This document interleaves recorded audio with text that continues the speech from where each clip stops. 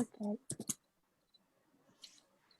Okay, so welcome everyone. I'm really excited to launch this first event of Sustainable Cooperation for Peace and Security organization. I'm Sara Johari, one of the board members of the organization, and I'm pleased to moderate this event. Before starting, I'd like to thank our speakers for being here this evening and also our friends that are following us via live stream on Facebook page. I'd like also to thank Un Ponte Per for the co-organization and also for the co-hosting of Una Proposta Diversa. Now I'd like to call for Mario Cevelli, co-founder and president of Sustainable Cooperation for Peace and Security, for the opening remarks. Please, Mario, the floor is yours. Thank you very much, Sarah, for the introduction. So thank you very much to everyone for being here with us. First of all, I would like to thank my team that made all of this possible, and also to the speakers that are here for our first conference live. The special thanks goes also to Un Ponte Per. It is our special partner for the very first conference ever that we are doing.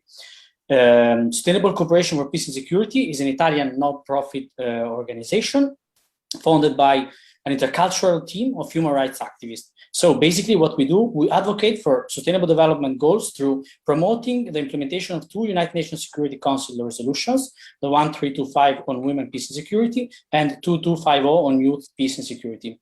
So today, I have the pleasure to open this cycle of conferences talking about women's rights. And why do we do this? Simply because 20 years after the adoption of the United Nations Security Council on Women, Peace and Security, still we didn't reach gender equality.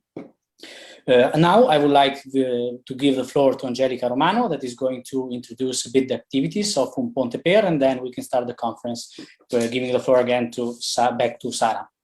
Thank you very much to everyone. Thank you, Marius, for this brief introduction. And now I'd like to extend a warm welcome to the co-president of Un Ponte Per, Angelica Romano, for a description of the mission and activities of the organization. Un Ponte Per the status at the ECOSOC. Mrs. Angelica, please, the floor is yours. Okay. Good evening, and thank you all for being with us. I am happy to be with you in our first public meeting, and I would like to wish you, your young association, a bright future, fulfilled with a project able to make our world a better one. I also wish that this is the beginning of a long and prosperous collaboration. Un Ponte Per is an international solidarity association, an NGO founded in 1991, just after the war in Iraq. Our focus has always been the solidarity for the Iraqi population affected by the war. Later on, we started to expand our work in ex-Yugoslavia and other Middle Eastern and Mediterranean countries. Our goal is the prevention of violent conflict, in particular in the Middle East, through peace-building programs, information campaigns, cooperation projects, and the creation of social justice networks. We have been active for 30 years, promoting peace, human rights, and solidarity among populations. We have been, during these 30 years, we have taken care of children, women, supported families under attack, built hospitals, and supplied medical aids. And we have been reporting the violence of the war, of the embargo, the violation of the human rights, bringing our solidarity in conflict areas. We refuse to accept war as a way of settling national, international conflicts. And we aim and we work to facilitate a peaceful and fair coexistence among different cultures, religions, traditions, and genders. And this year, for our 30 years of activity, we have organized a campaign with several appointments to revisit our history. And we started a reflection on the role of the woman in our organization. We are also a feminist association, as we fight gender disparity, supporting the women and their rights in Italy and in the countries where Un Ponte Per operates. Every day we work to increase the awareness to gender equality and to the women's rights. We are aware of how the woman body has become a field where wars, conflicts, crises are being carried out. That's why we work to build a network supporting women from Rojava to Jordania. And we take care of physical and mental health of the women, their economical and cultural emancipation. And it's very important to have a support network and projects to promote the feminine role in the leadership. We are sure that the presence of the women, with their way of talking, the values they bring with them, is the powerful tool to manage a situation of conflict in a non-violent way. And this is an important step for a future of peace. Within our organization, we have chosen women in key roles. On the Kurdish model, we have activated the double representation for the presidency, a man and a woman. I truly believe that the presence of a woman in top position in Un Ponte Per has given a significant boost to our organization in terms of growth. I won't stay any longer. I leave you with our director, Novella Mori. Thank you all again.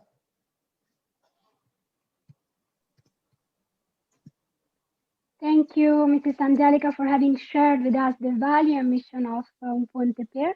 And me as a young woman and activist, I'm really inspired by your work and commitment for a more inclusive and peaceful society.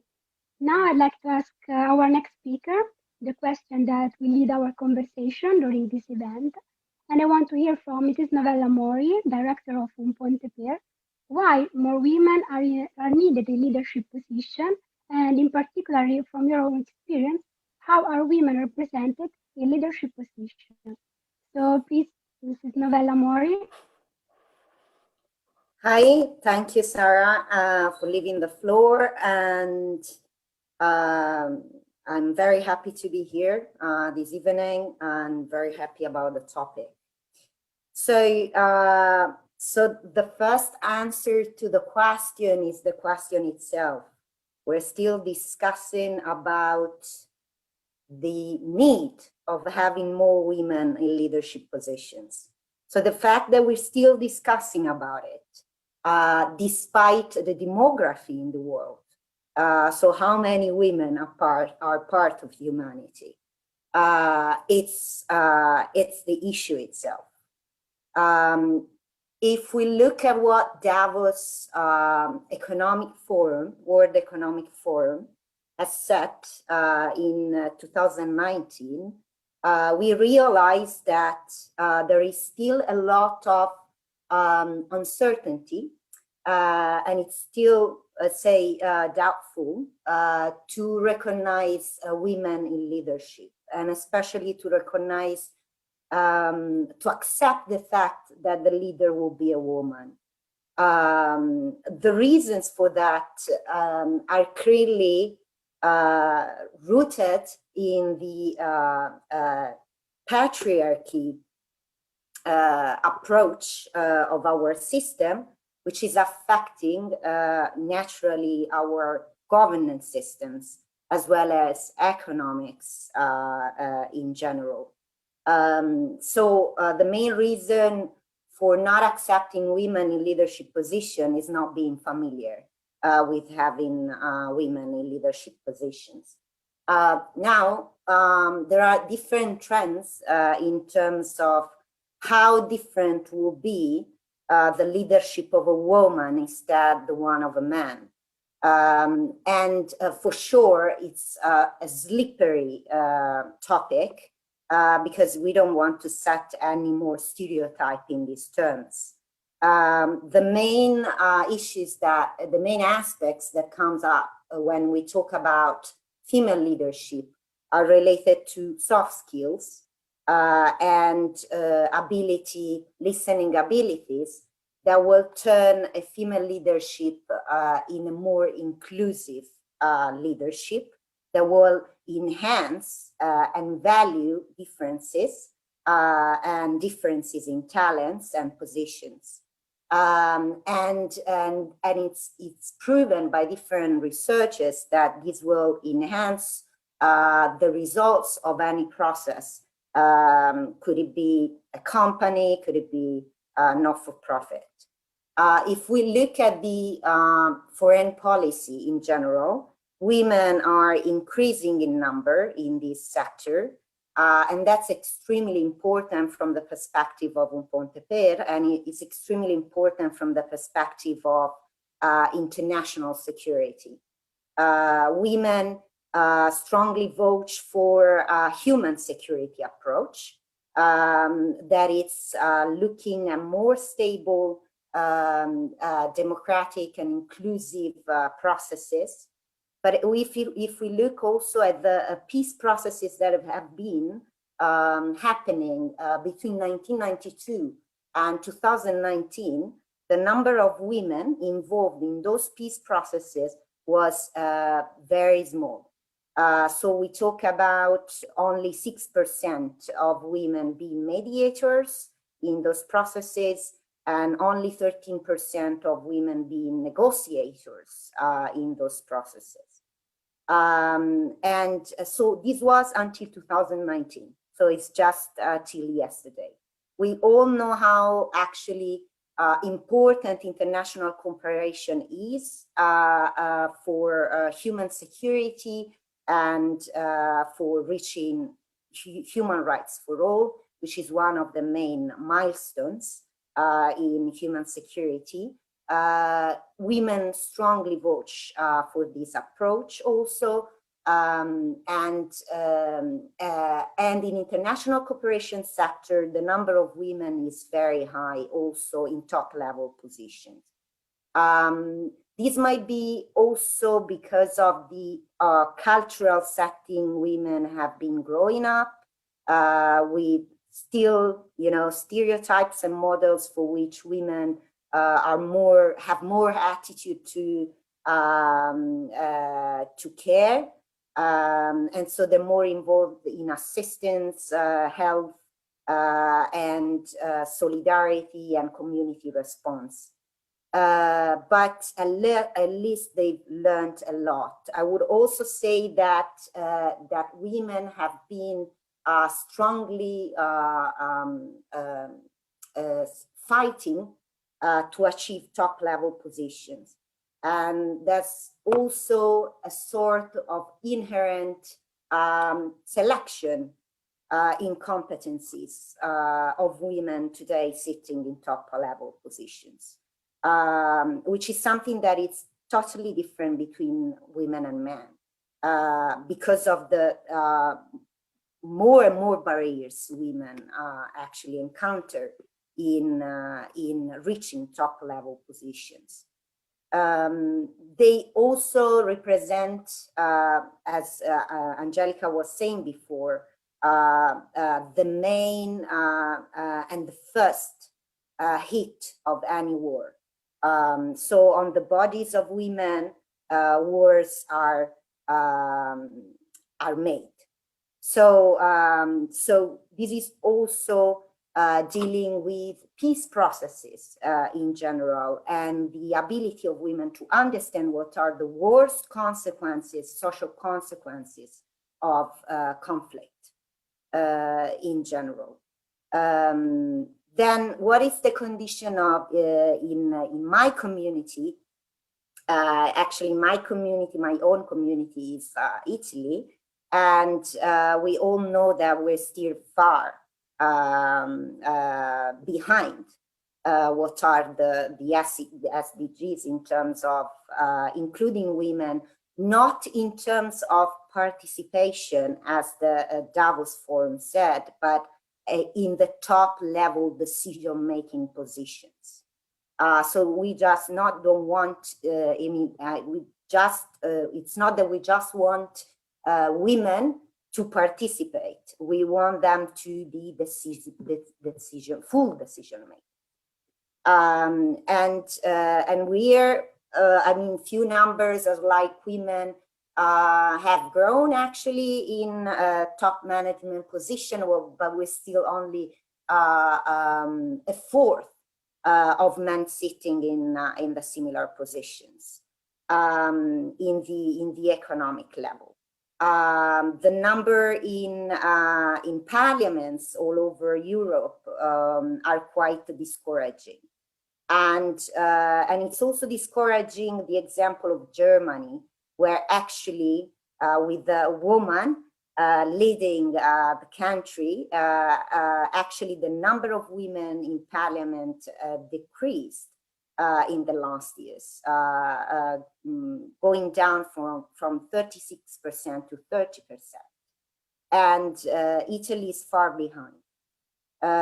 So there is a lot of talks around that, but we're still far behind having women fairly demographically represented in top level positions, being in politics, economics, and in other areas. I do believe that the contribution of women will change our governance systems all over, that women can take a difference and variety in approach, because they're simply trying to depatriarchalizing the governance approaches, and so the way power is administered at different levels. Let me say that for Un Ponte Per, we are strongly committed in the national action plans of Resolution 1325, which is about women, peace and security.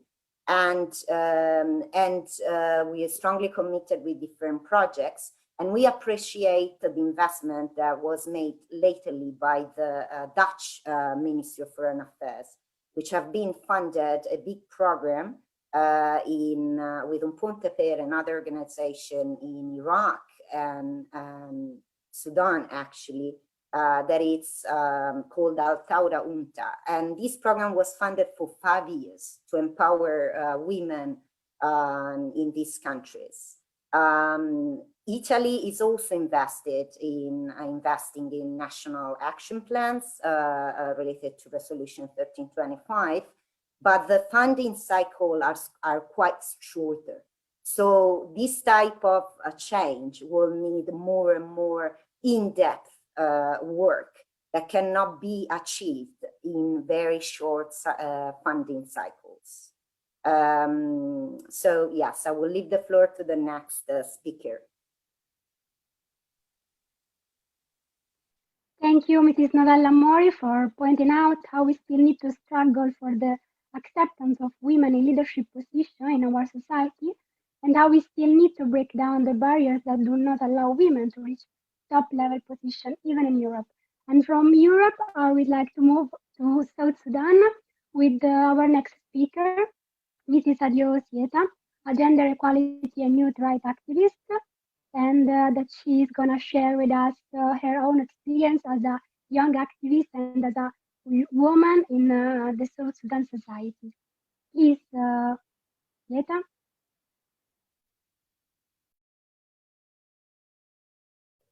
Hi, I have to apologize. I just had a phone call coming through, so it just knocked me off a little bit.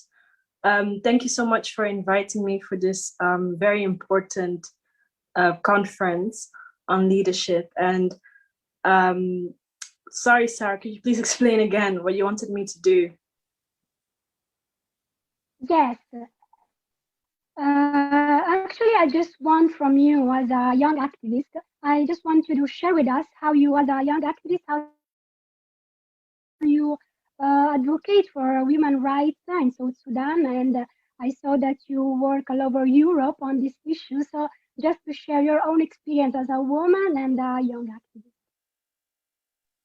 Thank you. Okay, thank you so much. I think this is a topic that's really, really important, particularly to us South Sudanese women, because representation is something we've been fighting for a very long time, especially because the civil war that started in 2013, we felt like that we as women, even as peacemakers, we were not being included in the process. And then also our traditional role as peacemakers was also not being considered for us to be in leadership-making positions, decision-making positions, so to speak. So we had affirmative action 25% in our constitution, our original constitution for the country, and that would see 25% of positions given to women in South Sudan in decision-making positions or political positions. That has not been honored at the time. Then with the recent peace agreement that we, it's called the revitalized peace agreement on the conflict of South Sudan. It was signed in 2018, where a group of women, part of the South Sudanese Women Coalition, of which I'm also a member, and of which of the organization that I work for in South Sudan is also a member, pushed for 35% affirmative action in South Sudanese politics and decision-making positions, so 35%. Unfortunately, even though the peace agreement has been implemented since last year, the representation of women is still incredibly low. For example, we have 10 states and we are supposed to have at least 3 women as governors, but to date we only have 1 female governor. And then also in terms of ministries, because the ministries have been divided into, the government has their ministries, other opposition parties have their ministries, and then also the opposition, the main opposition party also has their own number of ministries. And it seems like only the other political parties are doing well in that aspect with women representation. So women representation in South Sudan is a major problem, especially in a country where you have to consider that the majority of the population are women. Women are the ones who are the most affected by violence, gender-based violence. They're affected by negative cultural practices such as forced marriage. They're affected by high bride price. They're affected by internal displacement. They're affected by maternal mortality and also infant mortality rates. So for us, as an activist, we are trying to increase representation of women, even in peacemaking, even in the home. Like it goes all the way back down to the home, like that the men are the one who are the head of the family, they're the one who make the most decisions, yet it's the women who organize the home and keep the home together most of the time, even if the husband is not there or even if she's become a widow. So in terms of women leadership, South Sudan has a long way to go. And I think a lot of African countries in general has a long way to go. I think one of the only countries that have really proven itself worldwide is Rwanda. They have the highest representation of women in politics compared to the rest of the world. So it's an issue that's not just only in South Sudan, it's also an issue that I see across Africa. So that is my own observation and experience.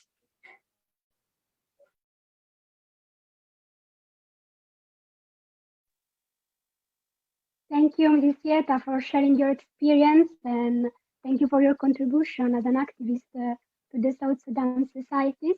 And also, I would like to thank you as you made it to be here with us directly because you are directly connected from South Sudan, and really appreciate your effort to be here with us. Now, I'd like to move from South Sudan to Albania with Mrs. Francesca Muccio. She is the Secretary General of Young Professional Networks, and she's part of the UN Albania Youth Advisory Group, and she's also the Albanian youth representative of RICO. Please, Mrs. Francesca, the floor is yours. Good evening to everyone, dear panelists, dear activists that are following us from different channels of communication. It's a pleasure to be today with you for such an important topic. And also I would like to exploit this opportunity to thank the colleagues from Sustainable Cooperation for Peace and Security for the invitation, for the great work on organizing this webinar, and for the new challenges that have undertaken. So realizing gender equality and the empowerment of women and girls can make a crucial contribution to progress across all the policies and sustainable development goals of Agenda 2030. Sustainable development can not be achieved as long as a majority of humanity is denied from its full human rights and as a consequence to equal opportunities. For sure that in patriarchal societies, we cannot expect men to fight about equal access for women to quality education, economic resources, and political participation, as well as equal opportunities with men and boys from employment, leadership, and decision-making at all levels.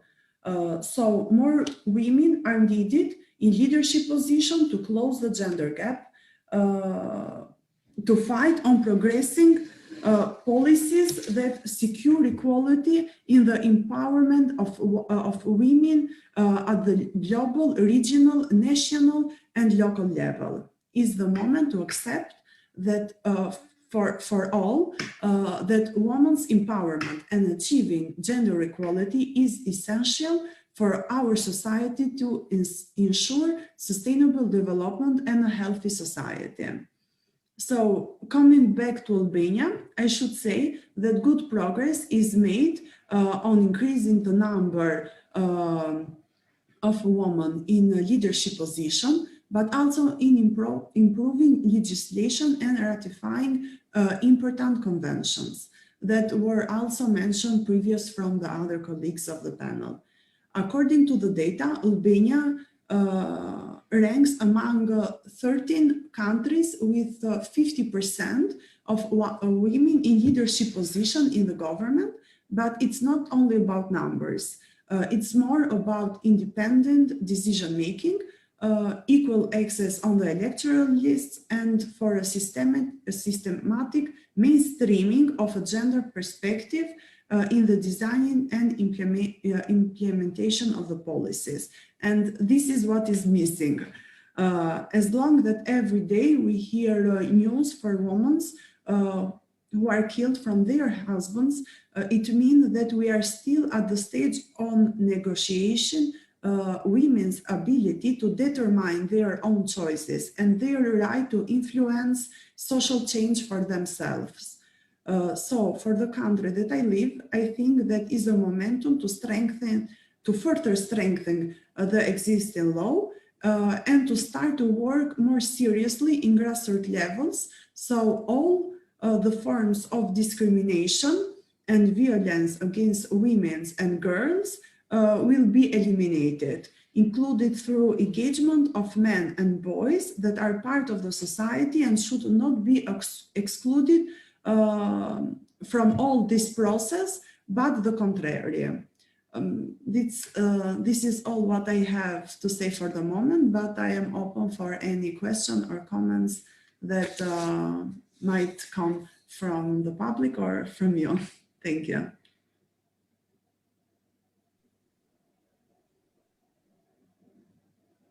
Thank you, Francesca, for having shared your experience. And I think it's really great to hear so much commitment of younger women as you in the civil society and also in the level. So now I would like to she's a member of the Sustainable Cooperation for Peace and Security, and she's also a doctor and an inspiring diplomat. Please, the floor is yours, Mrs. Manal Bennani. Thank you so much. I would like to thank my fellow speakers and also the activists out there listening to us. There were some really inspiring speeches. First of all, I would like to share with you a few numbers from reports of 2020. So as of 2020, 5% of CEOs of major corporations in the US are women. C-suite's female representation is of 21%, whereas 44% of companies have more than 3 women in C-suite positions. When it comes to politics, we have 25.2% of parliament, lower house seats occupied by women, and 21.2 ministerial positions in the world occupied by women. Although the numbers are quite disappointing, but these are considered a huge progress compared to previous years, sadly, because women for centuries have been deprived from very basic human rights. And when I speak about basic human rights, I'm talking about education, I'm talking about work, I'm talking about even salaries and wages when working, or equal salaries to men when doing the same tasks or the same jobs. I'm talking about the freedom of choice, and like some examples have been mentioned, for example, forced marriages, and the list goes on and on. I think the main issue here to be treated, and I give my personal actually point of view, is that women's contribution in society have been for so long underappreciated, because although women were deprived from all these basic rights, women have been contributing tremendously in building societies, because at the end of the day, although we had male leaders for centuries, but who were raising these male leaders? It was women at the end of the day. When we talk about education from home, it was females that were giving these leaders, male leaders, the education from home. When we talk about cultures that we are fighting about, and today we're talking about cultural clash more than ever, who did actually contribute in the preservation of culture? It was women who taught us traditions, who kept recipes from great grandmothers. So women's contribution has been so crucial to the world that we live in today. And because we do not appreciate this, that we came to ask ourselves a question as why do we need women in leadership positions? I don't even ask myself that question, because I'm very pragmatic in terms that we should not give a woman a position just because she's a woman. I truly believe in competence, that if a woman deserves that spot, she should have it. Because we did have, for example, when I speak about Algeria, coming from Algeria, in 2014, there was a lot of amendments in terms of creating and establishing women quotas, for example, in parliaments. And because it was a new concept, we had 30% of parliament positions dedicated for women, but the women who were there didn't represent me. And I doubt that they represented any of the women in Algeria. So I do not believe in quota. I don't believe that a woman should be given a position or should be given a leadership position just because she's a female. But I do believe that we should wake up and we should allow the women who have been fighting for so long and who deserve to be in a leadership position to have that position. Like if I go and actually check the real index of women participation of Algeria, and sadly, we rank 103 in a ranking of 160 countries. So it's quite disappointing. So the quota apparently didn't work. And when we discuss the need of women in leadership position, because we have seen the progress in so many sectors that have been led by females, we have seen the progress that once women were allowed to take the positions that they do deserve, there was a lot of progress. And for example, I come from a medical field. In Algeria for so long, because female could not actually continue their studies after high school, there were only male doctors. But today, if you go to hospitals, it's much, much better than it was before, because there are more females there. because females who do how do I say it?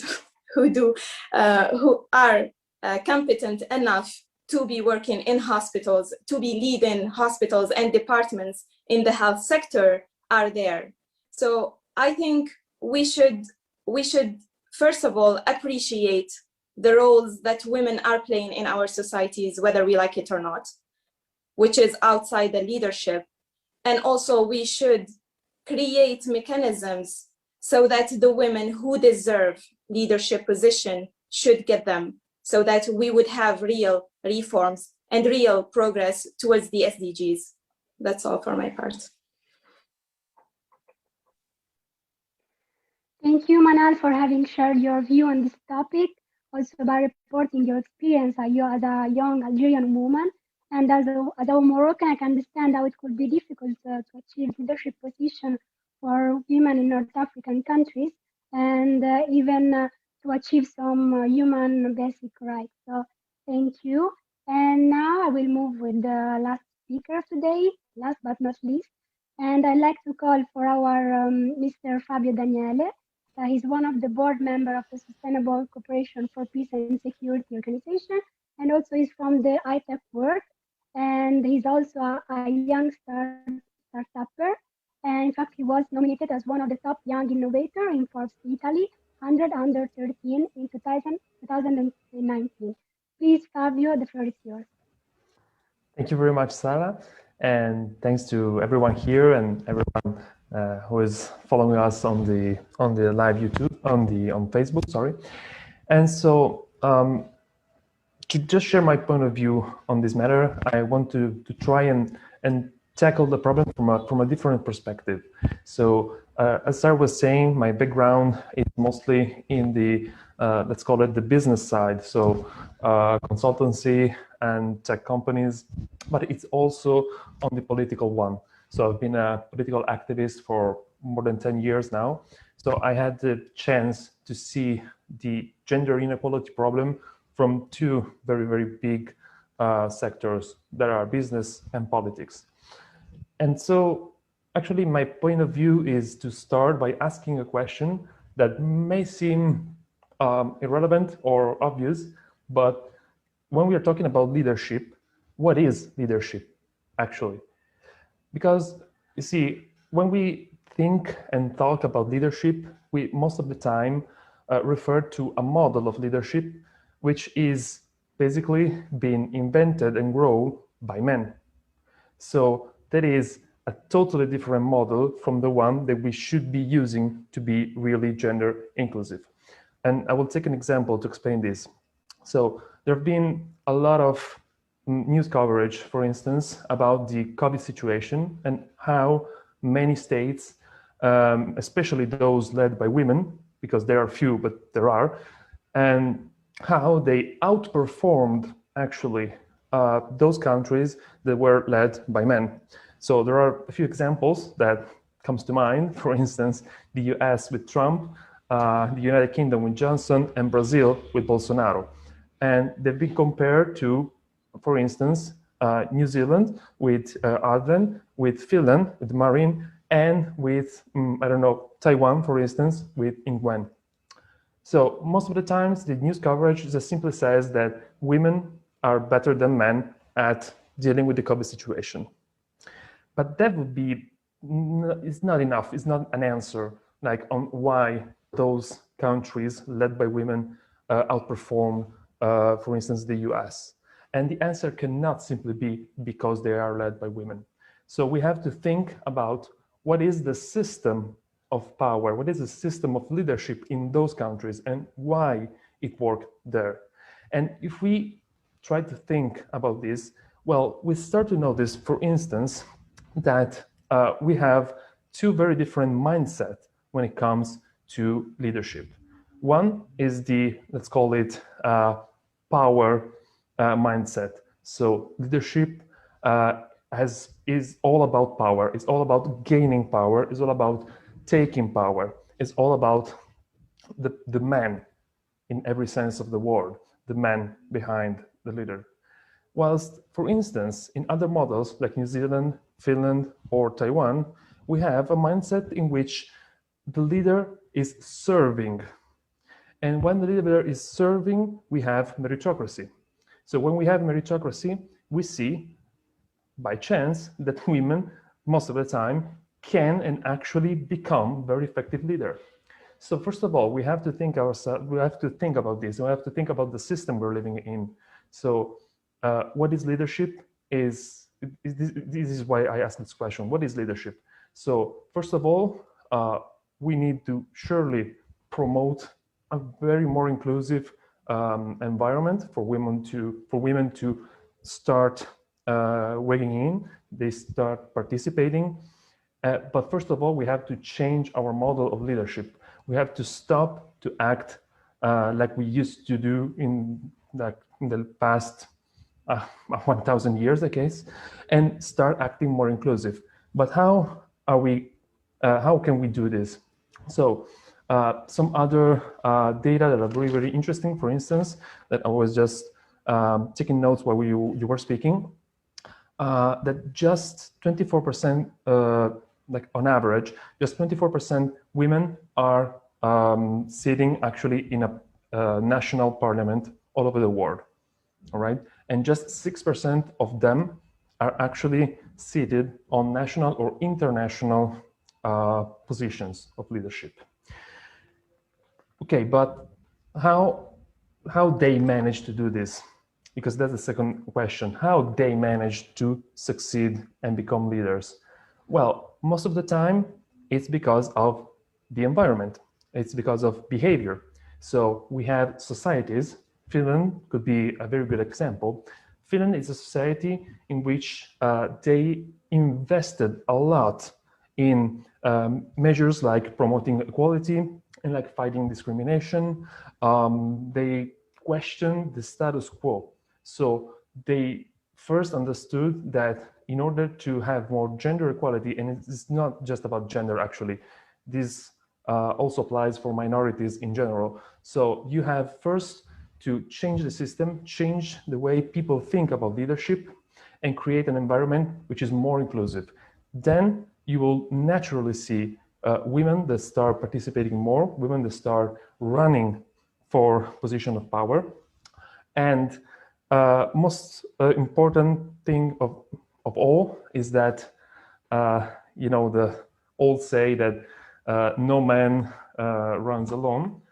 Well, that works the same when we want to change a system. And I guess that there's a quote which I really, really liked from former president of Finland. She used to say that it's not about the person that breaks the glass ceiling, but it's about the person that follows them. And that's really true. So in every society in which we have women in position of power, they're not alone. They're not alone. Finland, for instance, has become famous for having a whole cabinet of women. All 5 parties that are currently running the government are run by women. So that's also another very important trick. And in here we have a bias, which is kind of a problem because most of the times, for instance, we have statistics about women in position of power in the business sector, which actually are behaving like men. And this also is a very, very, very wrong paradigm. So the message, many leaders, they are trying to empower women to act like men when they want to take position of power. And this is very, very wrong because it creates a loop. So it basically creates a loop in the mindset for which if you want to be a good woman, you cannot be a good leader. If you want to be a good leader, you cannot be a good woman. And that's inherently wrong. But with our current system, we're still pushing women to act like men to become leaders. And that's very, very wrong. We have to start by changing the way we perceive leadership, by changing the way we perceive power. And that's the way to create a more accessible environment, a more inclusive environment.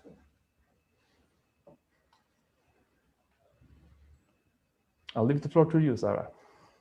Thank you, Fabio, for contributing to this talk with this perspective and for raising up the question of what leadership model we should used to be gender inclusive. And with this, I would like to ask our speakers if they have any comment regard to what has been said. I don't know if someone wants to add any comment. Maybe Mario? There is also a question for everyone from Facebook, Sarah, if you would like to take it. Okay. I pop it up. I just wrote it here in the chat box.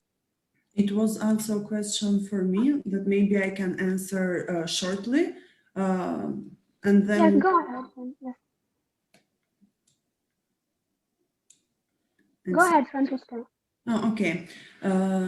So what can we do in Albania to make women more present in the electoral list? We have already a positive quota that in the electoral list should be a number of women, but the problem is to monitor how this quota is implementing and how the parties select the women that are involved on these quotas, and this also affect in the second moment their voice and their ability, or maybe their independence to take decision within the party and within the parliament. Also, as I mentioned before, when we speak about a leadership political position, the government of Albania has a good number of women represented over there. So we do not speak more about number of women involved in the leadership position in governments, but about their independence on taking decision and undertaking new policies, etc., etc. What I see as a big problem is the gender-based violence and the gender stereotypes that are very present in our society, and this is often shown in different forms in daily life, but not only. Thank you. Thank you, Francesca. And I think we have another question for all our speakers. The question is, how can we as a women leaders get over domination and resistance techniques practiced against feminist leadership? So I don't know who wants to pick this question. It looks like a hard one. Yes, it's a hard one, but I see Manal that she's smiling, so I don't know, maybe she wants to answer.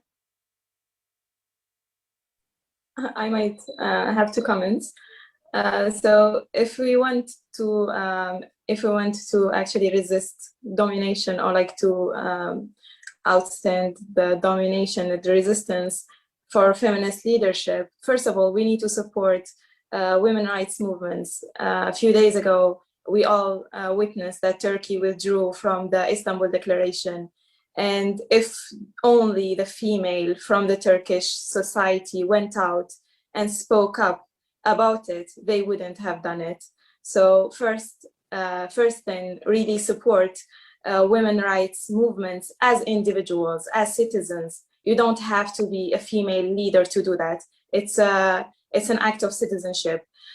Second thing that I would do is females, like, for example, I come from a country that is mainly Middle Eastern when it comes to mentality. So I remember very well when I first joined the program of Young Mediterranean Voices, and I had to participate in the competition. It was a national competition, which was very far away from the city where I lived. And when I went to talk to my father that I should be moving and I should be going with 2 males to participate in this competition to a city that is considered more as Las Vegas for the United States in Algeria. So you should think about the context a bit. And I remember my father told me, no, you're not going. And I know if it was one of my sisters in the same house, they would have just accepted no as an answer. But I didn't. I sat in the table and I told him, give me one reasonable reason and I will never ask you the question again. why wouldn't I? So if you do raise the questions, the right questions, if you fight for what you believe is right, if you fight for the positions that you deserve, if you show that you are competent enough, that you can do that job better or just as good as any other male, you will do it. That's my way of doing things anyway.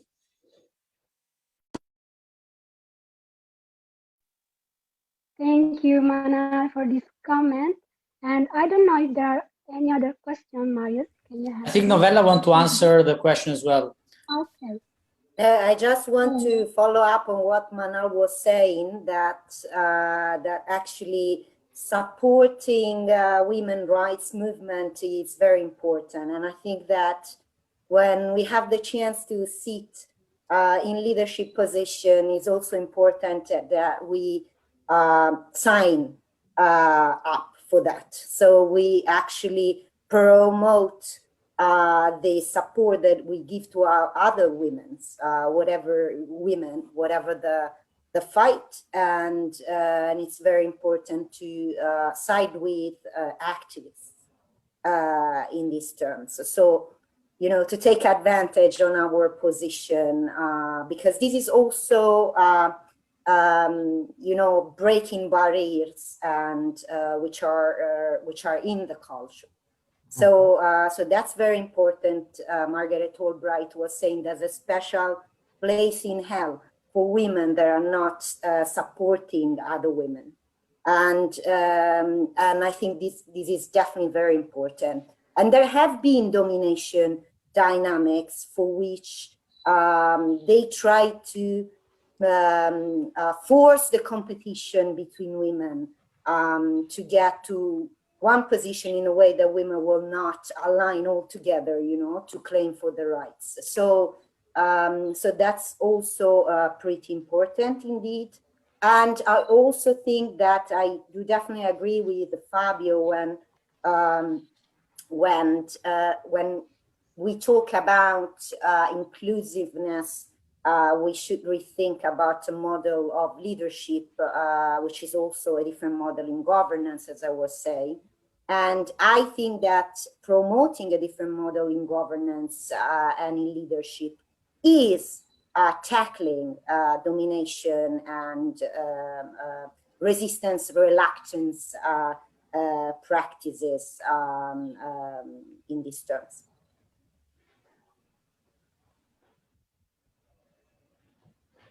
Thank you, Novella, for your comment. And I don't know if there are other questions.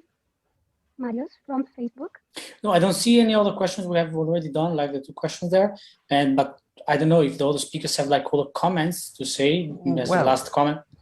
Yeah, I may add something. Yeah, because actually the last question that they asked is very, very interesting, because that is like the center of everything, you know, how can we as women leaders get over domination resistance techniques? That's the issue. And like Manal said, like Novella said, first of all, we have to, like challenge the status quo. And we can only do that when we syndicate this problem. So when we fight for it, when we promote different models of leadership. And to do this, I actually want to quote a really famous psychologist and author that is rightly considered one of the enemy of the feminist movement, but still I really like to study his writings, simply because I do not agree with him, and it's a very good exercise to read something you don't agree with. So Jordan Peterson has been widely recognized as one of the red pills, let's say, like narrator, and he strongly suggests that women in leadership position is possible, and it's something that we should encourage. But for instance, what he does is simply trying to promote a different model for women to behave as leaders. So they want to, like Peterson and a lot of other colleagues, they try to promote this model of a woman that has to renounce to something to become a leader. A woman has to renounce to be, I don't know, a mom, or has to renounce to have the life that she wants. They are promoting this idea that a woman has to change herself to become something else. And that's awful. That's really awful. That's something that anyone, not men, not women, not men, not anyone should do. We don't have to change ourselves to become something, because to lead is not about ourselves, us. It's about the people we want to serve. So first of all, when we have a society like this one that actively fights women in their road to become leaders, first of all, we have to, in some ways, branch off this kind of models. We have to create new models, a whole new system for this. And it's hard. I know it's hard because it's something like creating startups when you have a world full of highly established businesses. But we have to start doing this. We have to detach from this model by simply not participating in this. And when a woman wants to express herself as a leader, she doesn't have to participate in this old system, in this patriarchal and really used up system. If she wants to become a leader, she has to start digging into the new system, into the new models. And if there are none, trying to create it with the support of people, with the support of groups, of advocate groups, of associations, and so on. But we need to start pulling out from these old behaviors, because only by stopping, feeding feeding the trolls, so feeding these old habits, we can create new ones. Thank you, Fabio, for your comment. And also, it's really inspiring to hear from you talking about women. And I'd like to ask Mrs. Sieta if she has something to add, anything to add. Mrs. Sieta. Yeah, I think everything has really been covered, but I would say that it's important for us to also focus on our personal responsibility in this.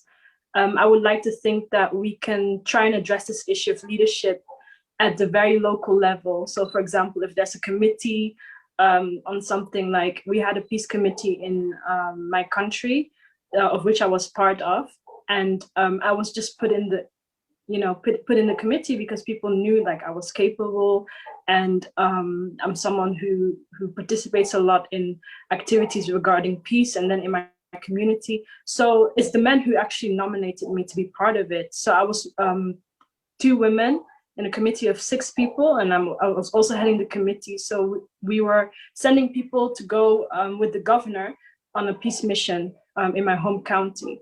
So I think it's also personal responsibility. Like if you see, let's say, conferences or photos or panel discussions where there are not enough women, you should say, where are the women? Where's the representation? So I think it's something that can be done on a very local level, keeping people responsible. And now a lot of South Sudanese youth have this mindset like, okay, gender equality or gender balance is really important in the different activities we do. So you can see actually different associations, whether it's student association, community association, the women are still not enough, but they still try to add women, which I'm very happy about. So that's small progress on a very local level. Thank you. Thank you, Sieta. So if there are no other questions, I think I will go to conclude this meeting. Marius? No, I don't have questions, but I have just a short one to our speakers, not to the internal one because they have no other choices because they are part of the organization, but the external one that are part of the organization. Would you like to participate again in another conference in the future organized by us? It's a tricky one.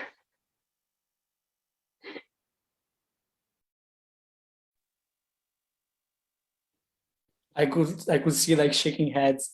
So it means yes. Okay, great. So I don't have anything else to add. I just would like to say thank you to everyone. And the speakers were really inspiring, and I'm really grateful to have heard from you and learned a lot also from you. So I can't wait to hear you again in the future, and I will just follow your activities as well. So thank you very much. Sarah, you can take the floor, and if the speakers would like to say something, just a final goodbye, just feel free to take the mic again and say it.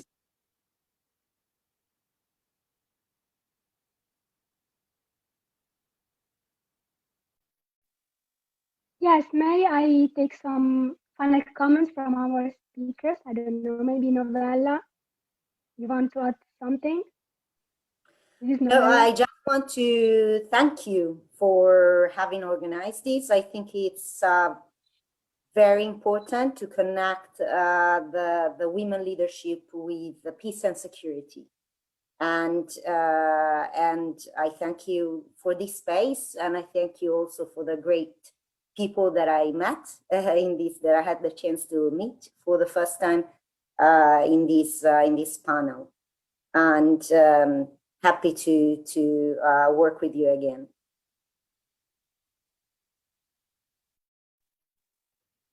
Thank you, Mrs. Novella. And Manal, you want to add something? I would like to simply thank you, because I've learned a lot, and it's very interesting to hear different points of views and different perspectives. So thank you, that's all. Thank you, Manal. And also, Seita, your final, you can say yes, and the last hello. Thank you. Yeta? Yeah, thank you so much for inviting me to this panel. I've learned a lot. I've realized there's a lot of challenges in terms of leadership, not just in Africa, but also in Europe, where I spent a lot of time as well, and where I was born and raised. So it's something that I can learn from. I can take ideas from that and try and implement it within my own community. So thank you for inviting me. Thank you for being with us. Thank you so much. And the last one, Fabio. Well, I just want to close by citing one of my most favorite quote when it comes down to to feminism. That is, just remember to fight like a girl. That's all.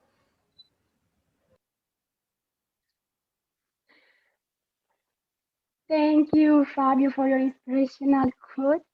And with this, I want to conclude and to thank all our speakers for having shared with us their experience. And I hope it has been an inspiring meeting for other young people. And also, I would like to thank our friends who followed us on Facebook. And don't miss the event of tomorrow. So, thank you. Hello. And Thank you. bye-bye. Goodbye, everyone. And I will leave you with another question, but we will keep it for the next conference. That was done by on Facebook again. Why is it difficult for married women in other countries to be feminist? We don't have time to discuss it, but this is a good next time. This is a good way to keep you, again, in our chain, and to invite you again. This is an excuse. Thank you very much to everyone, and goodbye.